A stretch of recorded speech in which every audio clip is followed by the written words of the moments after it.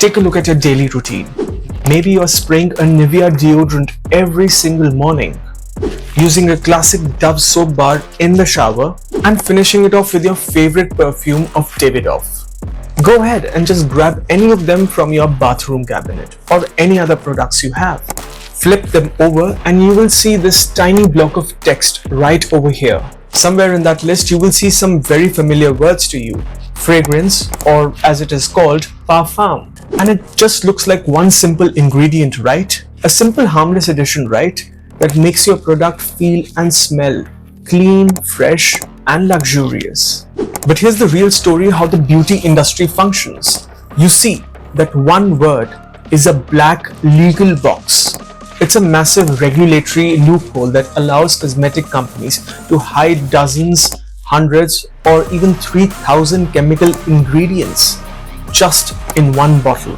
And all of this has been done completely legally without having to tell you what actually they are. Now, I've crossed 100 videos on this channel and there's one single question that turns up every time in the comments.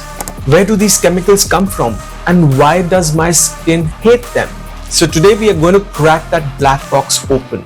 We're going to explore which chemicals hide behind that legal loophole, talk about the environmental cost of those natural alternatives, and run an audit on the exact products that I have just shown you. We're going to find out what we are actually putting on our bodies and why the law says that companies don't have to tell us anything. So to understand how we got over here today, we need to understand decades back when the laws were written for packaging and cosmetics.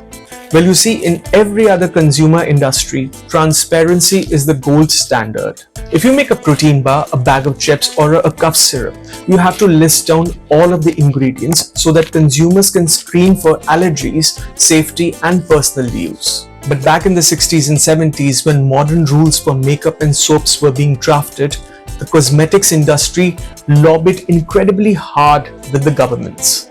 High-end fashion brands argued that their perfume recipes were art. They claimed if they were forced to list every scent on the boxes, any competitor might just copy it and sell it and ruin the business of those brands. So to protect their secret recipes, the government gave them a special pass, the trade secret loophole. Under this rule, a scent profile was treated as a top secret corporate recipe, which didn't require public disclosure. Today, massive mega corporations use that same 1970s loophole to hide a host of ingredients. Whether be it in your drugstore hand soap, your dishwashing liquid, or your laundry detergent. When you see the word fragrance on your product, it isn't an ingredient.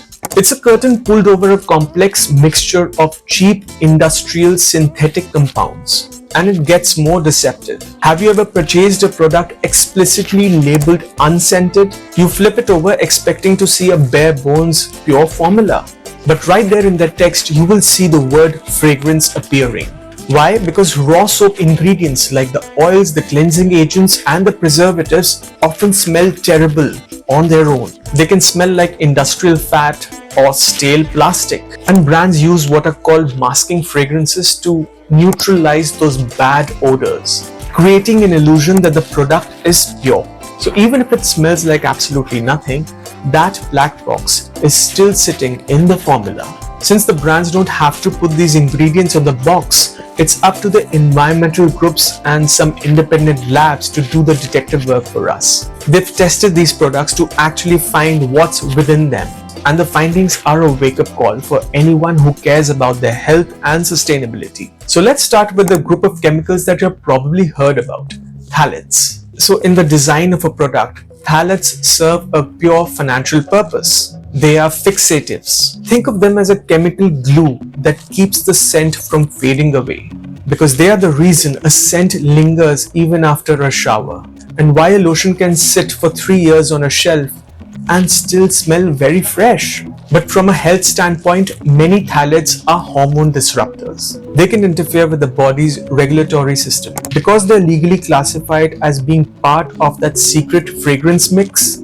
a brand can easily put clean or natural on the packaging, while filling it up with phthalates. Next up are synthetic musks. These are the heavy lifters responsible for providing that clean, laundry or powdery smell often found in soaps and laundry detergents. But the big issue with synthetic musks is not about how they affect your skin, it's what happens after they go down that drain. Because these chemicals are incredibly stubborn, they don't break down in water treatment plants. Every single day, millions of us wash down musks from our bodies. They travel down the waterways, enter the ecosystem, and then impact the marine life. And environmental studies have found traces of these chemical scents in our rivers, in our soils, and even our human blood. If you wondered why your skin feels dry, irritated or itchy, especially after using a heavily scented soap, you probably aren't reacting to the soap itself. You're likely reacting to an unlisted, aggressive or a hidden chemical agent in your soap. Now the normal reaction to all of this might be,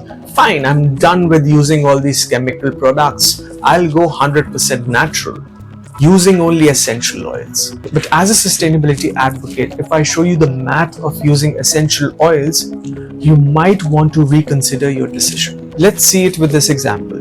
To produce one single bottle of rose oil, you need to harvest, transport and process roughly 4,000 kilograms of rose petals. For a single kilogram of lavender oil, it takes over 130 kilograms of blossoms. So think about the massive scale of the global beauty market. If every single mass marketed product, be it a shampoo, soap or a lotion, switched to essential natural oils, the agricultural strain would be devastating. We would have to clear massive amounts of agricultural land that we grow food on and replace it with plants that give us perfumes and natural oils.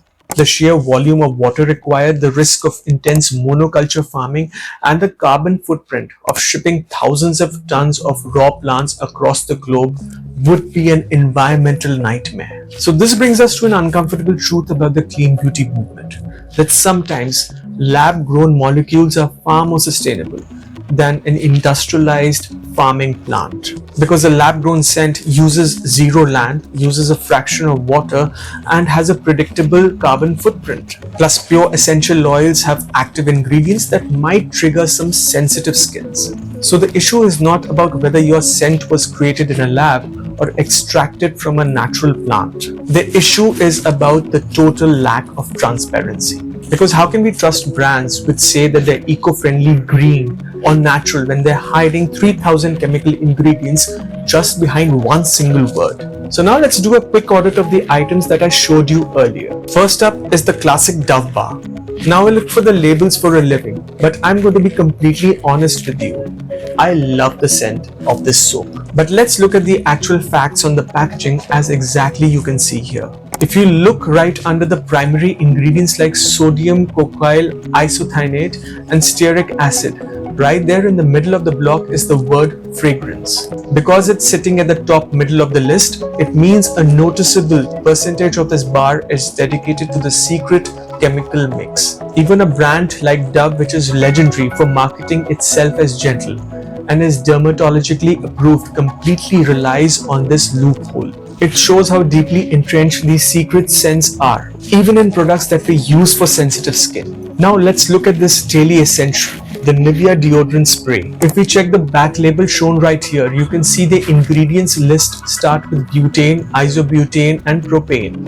But right after those propellants, the very next ingredient is Parfum. By law, ingredients must be listed in order of their weight. Because Parfum is listed fourth ahead of actual skincare ingredients, that means a massive portion of what you are spraying onto your underarms every single morning. It's an incredibly high concentration of completely undisclosed chemicals. And finally, let's look at the fine fragrance category with this Davidoff perfume. If you look at the back label, the very first ingredient is alcohol denat, and the second ingredient is water. The third ingredient, parfum/fragrance. Now this is where the entire loop closes. This luxury bottle is the exact reason why this legal loophole was created in the first place. You see ingredients like linalool, limonene, coumarin and citral. Why are those listed? Because international safety regulations recently forced brands to disclose 26 allergens if they go above a certain amount. So Davidoff isn't telling about these ingredients just because they wanted to be transparent. It's because the law forced them to reveal it. And that's the only way how the black box of fragrances can be broken. It proves that brands can disclose what's inside, but they chose not to unless forced. So when regulations don't protect us, how do we use that power to inform ourselves? Here's your simple 3-step action plan for your next shopping trip. First, vote with your wallet. Support brands that voluntarily disclose their ingredients. Look for companies that openly list out every single ingredient either on their packs or their websites. Second, look for certifications. Look out for brands that promote phthalate-free products. Third, know the wording. If you have sensitive skin, always buy products that have the label fragrance-free printed on them. Don't fall for that unscented marketing on the front of the bottle. As consumers, our biggest tool is awareness. If this video helped you look at your bathroom shelf or cosmetic cabinet differently, then do hit a like on this video so that the algorithm shares it with more people interested in this subject. And do hit a subscribe to the channel. Stay curious, stay informed, and do check those labels. Until I see you next time with another video.